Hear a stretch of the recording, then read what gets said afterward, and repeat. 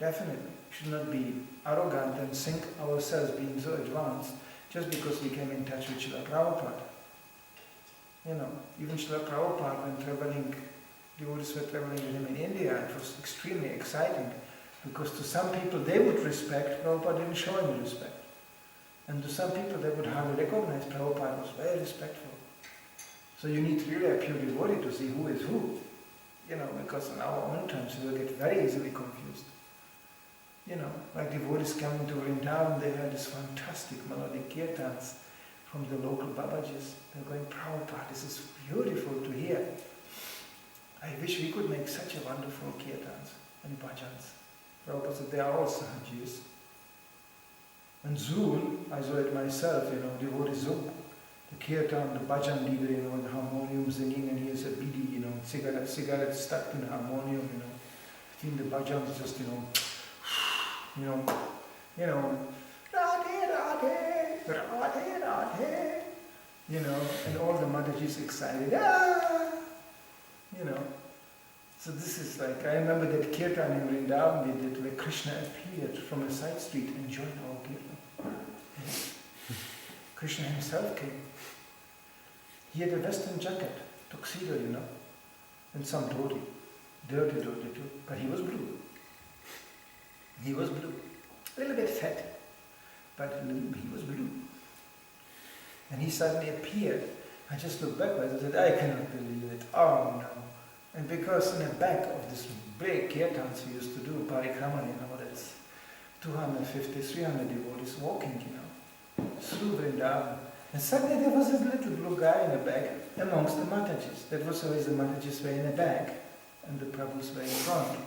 So he was very happy. So many white gopis he didn't saw before, collected in one place. So he had a flute, and then and he was like, and he was with the eyebrows between the Matajis with the flute. The little blue Krishna tried to make his Rasa dance right away there in the back of the kirtan. I was going, oh no.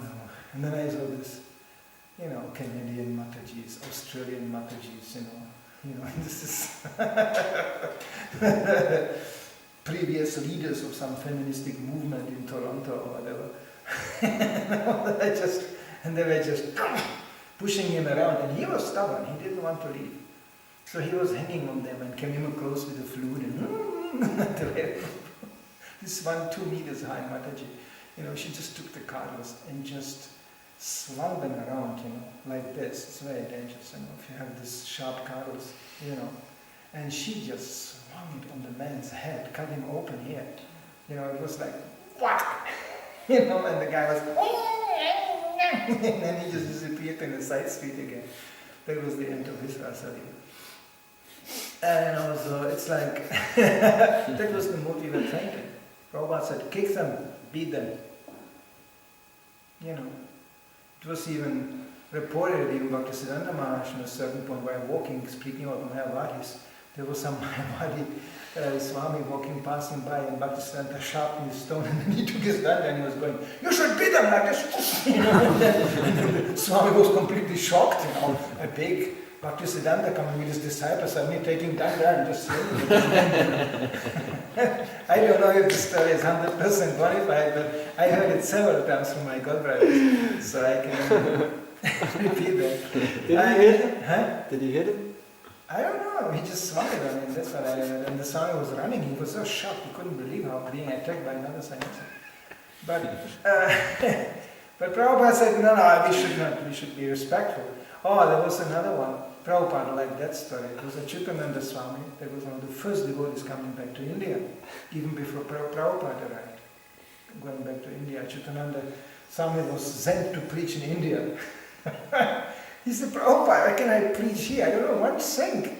Prabhupada said, no. There was a gentleman who offered devotees in some smaller town. Smaller in India means it's just 500,000 people, not 1 million. So, some smaller place. And then he offered his house, and you can stay in my house. In India it's treacherous. When people tell you can stay in my house, it doesn't mean that it's house. They actually mean house and apartment, very often. You can stay in my house. I was once in Canarian Islands, And there was very favorable Indian running a shop, Indian shop there. And he invited me and my family to stay in his house. So I was thinking, wow, now we can stay even in Canarian Island for free in a house. No, it was just an empty old junky flat, you know, in Gran Canaria. Anyway, but so it's a little bit deceiving. But Achyutananda was just sitting there. It was a real house, but completely empty. And he was just sitting and asking, Prabhupada, what shall I do here? Prabhupada said, well, you should preach in India, but Prabhupada, I'm alone here, there's nobody coming. So Prabhupada said, that's okay, just chant Hare Krishna, somebody will come. And if it's too hot on the top floor, then you go on the ground floor. That was a simple instruction. Achyutananda did that. So he finally met, you know, because being a Vaidya devotee in India was always attracting, you know, attention. Prabhupada knew that if you just walk on the street as a white Vaishnava, nobody ever saw this before. So people were just, wow, what is this? So Achyutananda soon realized to get public is not really difficult. People immediately came and asked him and looked at him. So I was reported, I don't know where it was, either in Varanasi or at the Ganga somewhere. He met one of this, of course it didn't took long, he met one of this, probably some Mayavada, you know, Swami, you know, and he challenged him to a debate, Hare Krishna, and Achyutananda was like, yeah, chant Hare Krishna and be happy. He preached the same way he preached in America, you know, not very philosophical, sophisticated presentation, but very straight out, authorized and honest. And the Swami was going, Hare Krishna good, not chanting Hare Krishna also good. It's all one and the same. You have to understand, as in India you always very soon get this kind of thing. It's all one and the Brahman inside, you know, and you have to feel the energy and it's all, the supreme energy, you know, coming from supreme nothing, and it's all, you know, it's always the same Mayavada rubbish in various forms. So Achyutananda was well trained already on this, also from America, so he started to get more fiery. And the Guru was quite upset that this American youngster here, you know, this young boy, challenges him like this, you know. So he started, it's all one, it's all one. And it is known, I don't know where it was, it wasn't in Rajasthan, but the Swami had some big colorful turban. I don't know, there's something like this. I heard they have it sometimes, you know. And they were sitting in this Ganga, you know, and they were just, it's all one. And Achyutananda, you know, if you know him, he was relatively small, but a big guy. One of probably the best Mridanga player at that time, and the Zinga in ISKCON, you know. So, so he was like, you know, and he was just, Achyutananda, I remember his face, he was like a guy like this. So he got fed up with that guy more and more. And he said, what? It's all one, you know. And then he slapped him, but in such a way that the turban flew into the Ganga, you know. Yeah. And the Swami was going, my turban! And he Achyutananda told him, turban in the Ganga, turban on your head, it's all one, you know. And he just left him there. Prabhupada enjoyed that story. He wanted to hear it again. Yes, my disciples slapped him and the turban was lying in the Ganga, and he told him, it's all one. Prabhupada said, you should swim in the Ganga too, because Swami on the land, Swami in the Ganga, it's all one. You know, Prabhupada was completely fired up when he heard this kind of thing. It was very easy to agitate Prabhupada like this. I remember, Prabhupada was so sensitive to certain words, like chants, that could really get him really going. That word chants, you know, it happened by chance. Prabhupada said, by chance I will slap you. Immediately, he was really, immediately alert. And then merge, this word merge was also very much agitating him. Isn't somebody, I remember from my godbrother, who used to be his servant, he once shaved him, and whatever was there, he said, now we take the hair and we will merge it into the Ganga. Prabhupada immediately stood up. He was still, you know, not even, you know, was fresh shaved. Look at him, he said, merging? Never. You know? You know, he was very, because India is just really ruined with the country with this vocabulary, with this merging and this, and you hear it on every corner. People don't even know what it means. Neither they live it actually, really. You know, nobody lives merging in India. They are all, distinguished in their identities, and nobody is merging anything, But it's just an idea. Love and peace merge all one and the same. All you need is love, and no religion and no la la la la la la, and these John Lennon songs. It's all just, all love and peace and merging and one. And yeah, it sounds kind of great. It never happens. It's never happening. We are all eternally individuals. That's the essential core of Prabhupada's preaching then. And he was so sensitive to this vocabulary and to this way people acted, preaching such a nonsense. And he was so proud when his disciples took a strong stand, and really heavily opposed this illusion, because the biggest insult towards Krishna, who is declaring that we are eternal individuals meant to serve him. If you merge and you are all one, how do you want to serve? Who do you want to serve? So it's killing devotional service, totally taking away from the conditioned soul the only thing which can save it from the clutches of the material energy. Prabhupada was so furious. So because this even early devotees had such a personal affection for Prabhupada, they didn't even know how is he pure devotee, or what is a pure devotee, or who is pure devotee, but they were just simply attached to him. Through him, the whole Krishna consciousness was revealed to them. So those who stayed under the shelter of his lotus feet, they strive, and those who don't, they get either perverted or they dwindle away entirely. So that we can clearly see, can be clearly demonstrated. So we should always strive towards to find more about Prabhupada, to hear more about Prabhupada, to understand more, not only what he said, but how he said it, under which circumstances. Learn from him about the preaching, how he did. There is so much documentation, there is so much to say, there is so much to hear, there is so much to investigate. There's some questions that comes to this?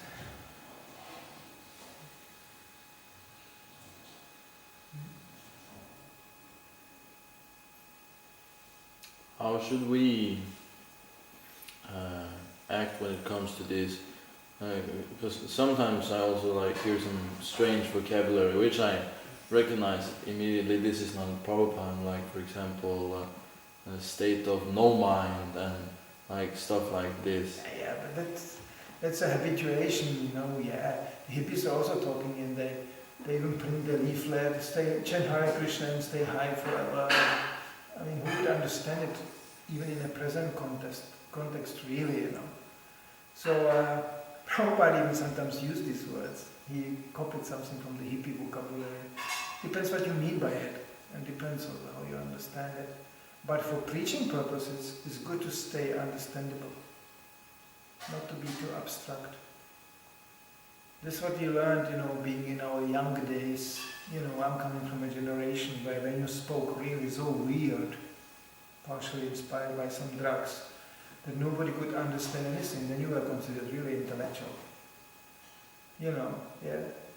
And this is cheating. This is cheating. Therefore Prabhupada even said, when you are confronted with a person who speaks something or presents even religious concept you never heard about, you don't know.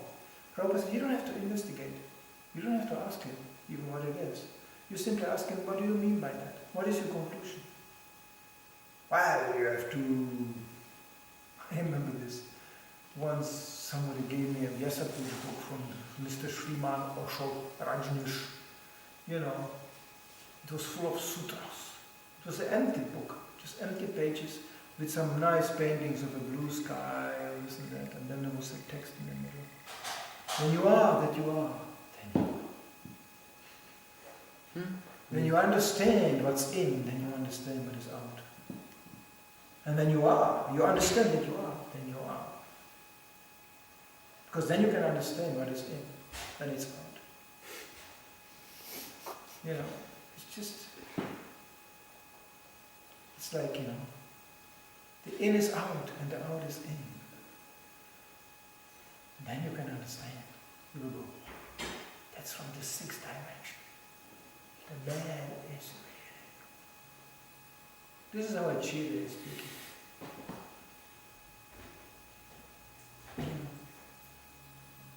What is the meaning of your face.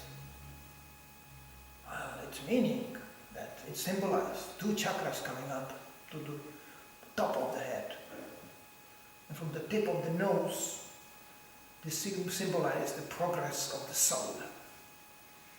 There is no Kurukshetra. Kurukshetra means the body and the Pandavas are the senses and Arjuna is the soul. Because there is no Bhagavad Gita. You know, I'm quoting now. And you know, someone speak, just punch him in the nose immediately. Really? Just you can tell him, no, but we are in Denmark. You can translate it. In India you could do that probably. You could just slap him. And then, you know, why are you slapping me? Well, my slapping is not slapping. It symbolizes something else. It symbolizes, this is the outlet of my chakra. There is 16 chakras. From this, 20 are meant to be manifested. How is 20 chakras meant from 16? Why don't you understand? Because I understand nothing about mathematics. You know, I mean, I can give you a crazy lecture. It's just, you know, you will think, now he went really mad, because it is mad. It's cheating. It's wish, vocabulary. It's just confusing people's words, people's minds. Scientists do that too. Pseudo-spiritualists do that. It's just cheating. So it's very clear, and the more he gets complicated, the more simple it becomes. What do you mean by that? What do you want to achieve by that? Sorry, I don't understand. Well, you must understand. But please make me understand. No, you have to be qualified to be understand. So then make me qualified to understand. You know? You are Guru. Make me qualified to understand. I'm sundering now to you entirely. Make me qualified to understand what you are talking about.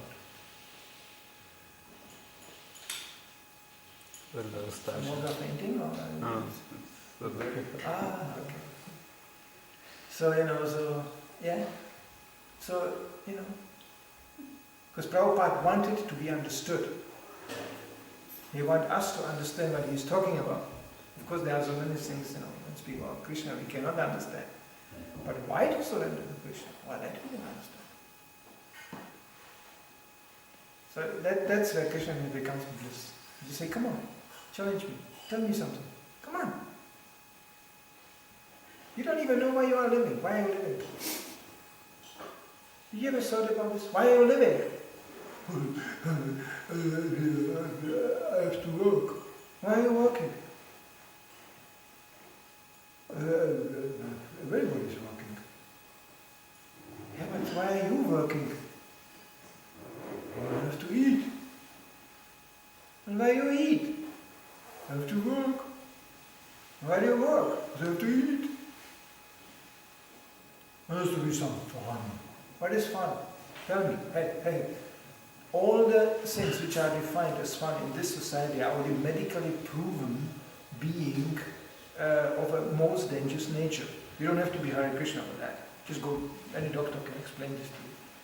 From illicit sex life, over meat eating, up to intoxication, any doctor can explain you what it does to your health. Okay? So much for your fun. No, I'm of an intellectual nature. I read books. What kind of books? What books? Books. About what? Well, I just read a book. From who? From Heinrich Meyer. Who is Heinrich Meyer? I don't know. I thought the book is very interesting. What did he wrote about? He wrote, we are coming from a big black hole. You like to come from a big black hole? Not really. But it's an interesting idea. Well, I have an interesting idea. I will slap you in the face. In my view, it's a very interesting idea. Right now, I feel really inspired. That means I should do it. Why are you reading this garbage? Why are you reading this? Why are you sacrificing your subtle body?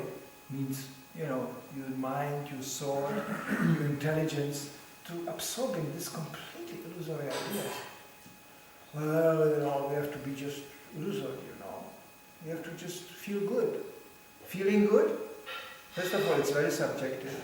And it can be done in a much more simple and satisfactory way. Like example, I can feel good by taking a goose feather, I find, and tickling myself under my arm. I feel really good. That's all. I have a good feeling, you know. Well, there's a different ways to have a good feeling. Some people go out and beat somebody up. It gives them a very good feeling. They feel very fulfilled and satisfied. Whatever. Some people sit in a car and drive in a circle around with 350 kilometers an hour, and then they feel very good about it. You know, yeah. There's so many ways to feel good. Some people just sleep and feel good. They don't do anything and they feel good. So this is the goal of your life, to feel good. Well, you don't have to be a human being for that. I mean, look at this pig lying here, it feels much better as you. It's completely happy. Doesn't even know it will be slaughtered tomorrow. So that's happiness. That kind of happiness you are working for? Well, he got it for free. Means he's more advanced as you. He achieved his goal. You didn't. So, come on. This is simple. So Prabhupada wanted us to understand. His mood was constant. Challenge. Come on, say it. So this is the mood we should live by. Not taking things just because somebody told us. Not living passively, mundane. It's called lazy. Lazy doesn't mean material lazy. You can be busy, very busy material, but spiritually lazy. This is what Prabhupada advocated over and over again. Wake up, wake up, wake up, be busy. Be busy. Ask questions. Investigate. Sometimes devotees think, we are not so academic and we are not so intellectual as the university people and this people and that people. Come on, we are lecturing all the time. We are studying all the time.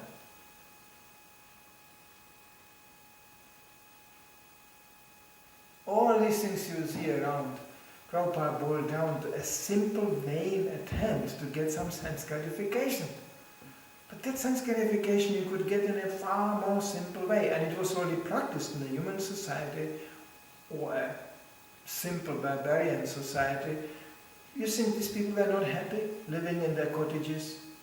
I mean, you go to India, I mean, people live in a very primitive way. They don't have even electricity and they're happy. So obviously it's not really electricity which makes you happy. If you really want to be happy. What is happiness anyway? People have no answers to these things. They just live into the day, just searching some stimulation. Just some Prabhupada Maharaj said, it's just like skin disease. It's just itching, you scratch, it's itching more, scratching more. And ultimately it can get infected, you can even die. It's not sense gratification, sensation. They say it's sensational. Yeah, something wow. Everybody's after some wow experience. But somehow it's not satisfactory, it never comes. Then I have these illusory festivals, illusory worship, New Year, Christmas. Doesn't mean anything. Even Indians try to celebrate Christmas. What does it mean to them? I remember last time I was in Delhi, I just was in Connaught Circus, there's a big hotel close by, we stayed in a hotel. And they had a Christmas tree there. In India, it was plus 35 degrees, no trace of snow whatsoever. Not even here snow. And then a Christmas tree.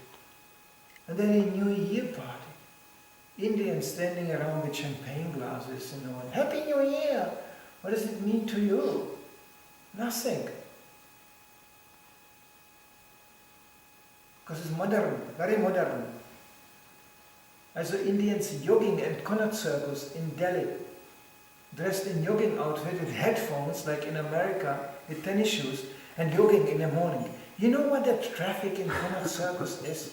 You cannot even see, 2 meters in front of you, it's so polluted.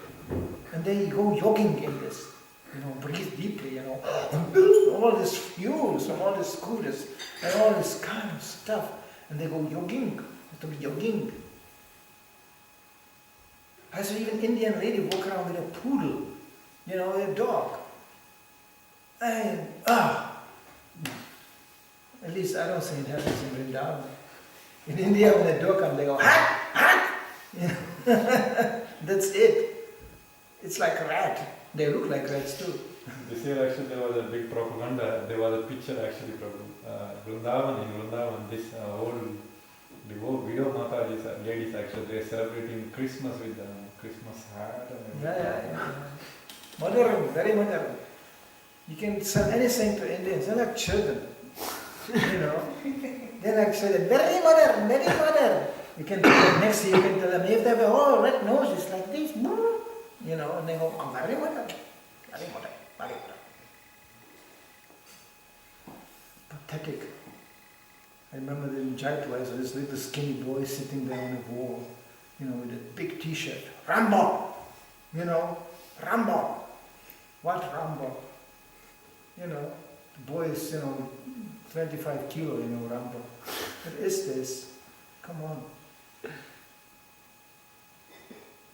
They think fat is beautiful, Now it's of course different. Now they learn from Hollywood, team up with Bollywood. But the initial concept even of beauty in India, it's just shocking. We were laughing. The first time I got the taste of this Bollywood, and it was on the airplanes, Air India, where they showed the movie, when we were flying to India. By that time I was maybe 25 years old, We were a bunch of brahmacharis.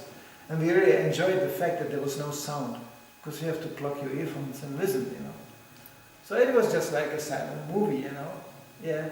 And those days it was not this individual screens coming down like this, it was one big screen in front. It was really like a cinema.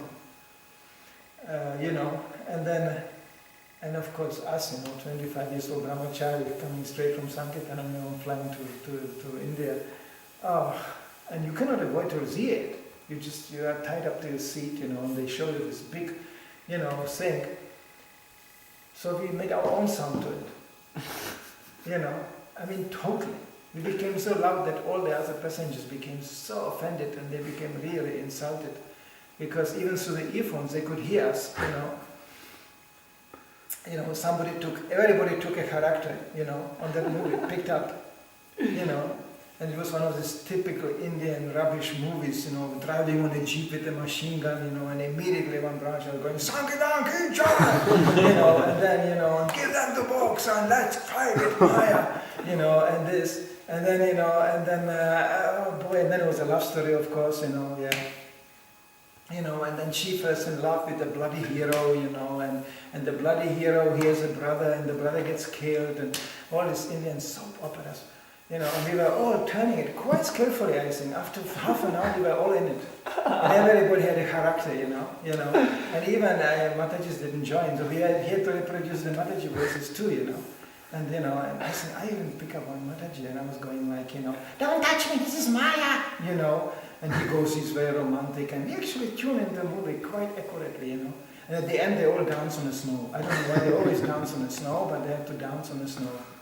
Because for Indians, dancing on the snow is the most romantic thing to do. In the West, it's just idiotic, on the snow, you just, you die in the snow, But Indians always dance barefoot in the snow, in the Indian outfits or something. It's completely idiotic, So it was like, this is how this, I remember this one trip to India, we spent, like this, just taking over the movies. It's just, as you can do. It's completely nonsense. Especially if at 20.